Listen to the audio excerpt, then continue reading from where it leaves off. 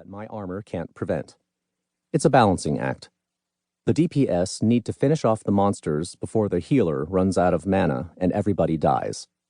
But if they do too much damage too quickly, they'll steal aggro off the tank, and what should be an orderly killing spree will become a chaotic melee. This shouldn't be an issue. Jolene and Anya both know what they're doing, and Brad bought his character from us. His samurai has been carefully spec'd out to hit the sweet spot between too much damage and too little. The problem is the hammer. When Brad hired us 2 days ago, he asked if he could have access to his samurai in advance to get in some practice before the run. Since he was paying a quarter of our fee up front, I said yes. I guess I should have paid more attention to his comment about wanting to crack skulls. During practice, he decided he didn't like the katana his samurai was packing, so he went to the in-game auction house and bought himself a new weapon, Ivar's hammer. Ivar's hammer is basically Thor's hammer without the Marvel trademark issues. Even by the high production standards of Call to Wizardry, it is a gorgeously rendered virtual object, a brutal, sexy work of art with black basilisk leather handle wraps, a dragon-tooth butt spike, and mithril filigree thunderbolts on the mallet head. You can see why an alpha male skullcracker would be drawn to it. Unfortunately, Ivar's hammer is a tanking weapon. Anything you hit with it gets really pissed off, and on critical hits, it shoots out fingers of lightning that aggro every other monster within 30 yards. Brad's samurai keeps getting mobbed, and unlike my plate armor, his scale mail can't handle that much punishment. Brad dies, and Ray resurrects him. I warn Brad that this is going to keep happening if he insists on using the hammer. Brad doesn't want to hear it. As a paying customer, he feels he should be entitled to use any weapon he likes. I remind him that I'm only a guide to the game world. I don't make the rules. Figure something out, Brad says. We do what we can.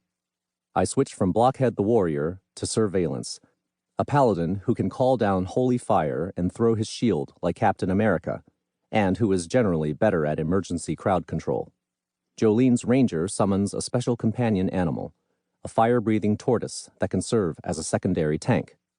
When, despite my and Jolene's best efforts, Brad dies again and again, Ray revives him, and Anya, whose druid moonlights as an armorsmith, patches the holes in his scale mail so we don't have to go back to town for repairs.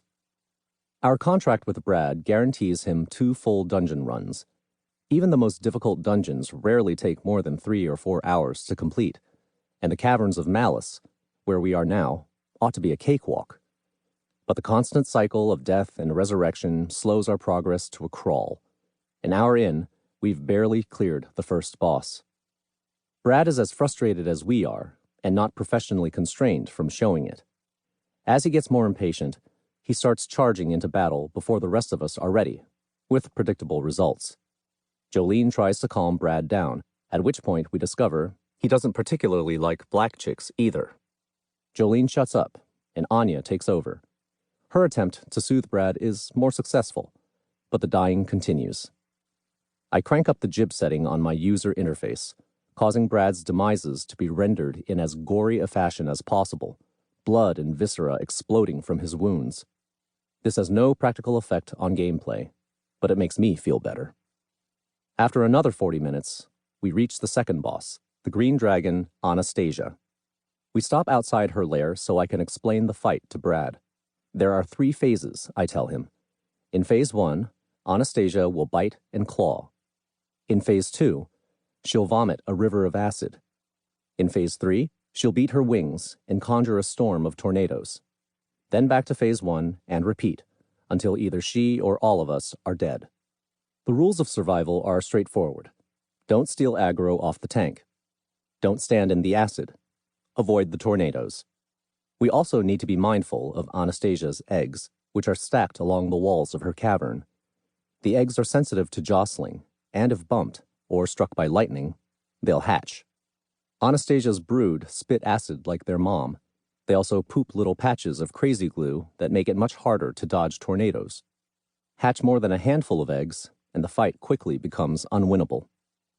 Having laid all this out, I ask Brad if he would please, just for this one battle, switch back to his katana.